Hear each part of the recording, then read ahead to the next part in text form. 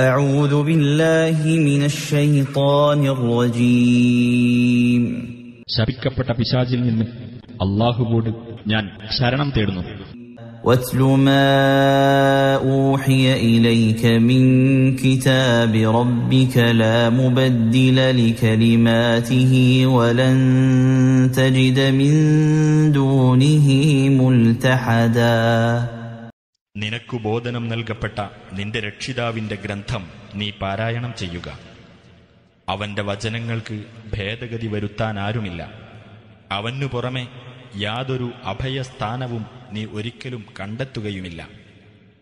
واصبر نفسك مع الذين يدعون ربهم بالغداة والعشي يريدون وجهه ولا تعد عيناك عنهم تريد زينة الحياة الدنيا ولا تطع من أغفلنا قلبه عن ذكرنا واتبع هواه وكان أمره فرطا.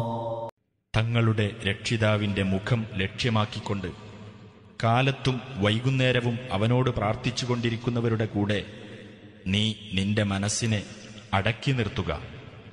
ഇഹലോക ജീവിതത്തിന്റെ അലങ്കാരം ലക്ഷ്യമാക്കിക്കൊണ്ട് നിന്റെ കണ്ണുകൾ അവരെ വിട്ടുമാറിപ്പോകാതിരിക്കട്ടെ.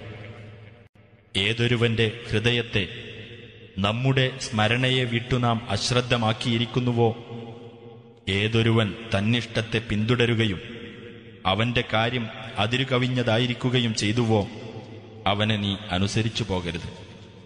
وقل الحق من ربكم فمن شاء فليؤمن ومن شاء فليكفر إنا أعتدنا للظالمين نارا أحاط بهم سرادقها وَإِن يَسْتَغِيثُوا يُغَاثُوا بِمَاءٍ كَالْمُهْلِ يَشْوِي الْوُجُوهَ بِئْسَ الشَّرَابُ وَسَاءَتْ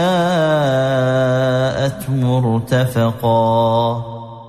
പറയുക, സത്യം നിങ്ങളുടെ രക്ഷിതാവിങ്കൽ നിന്നുള്ളതാകുന്നു. അതിനാൽ ഇഷ്ടമുള്ളവർ വിശ്വസിക്കട്ടെ, ഇഷ്ടമുള്ളവർ അവിശ്വസിക്കട്ടെ. അക്രമികൾക്ക് നാം നരകാഗ്നി ഒരുക്കിവച്ചിട്ടുണ്ട്.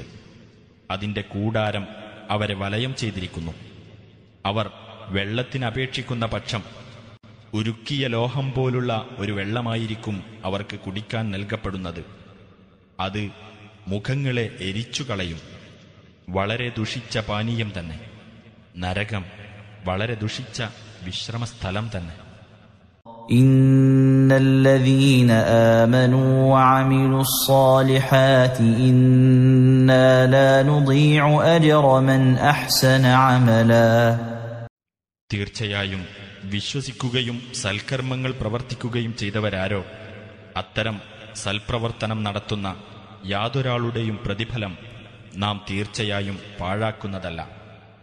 أولئك لهم جنات عدن تجري من تحتهم الأنهار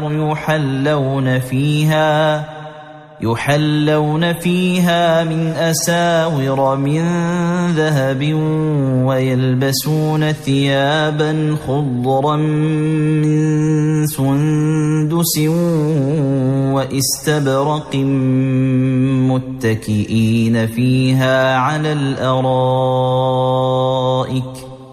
نعم الثواب وحسنت مرتفقا. അക്കൂട്ടർക്കാകുന്നു സ്ഥിരവാസത്തിനുള്ള സ്വർഗത്തോപ്പുകൾ. അവരുടെ താഴ്ഭാഗത്തുകൂടി അരുവികൾ ഒഴുകിക്കൊണ്ടിരിക്കുന്നതാണ്.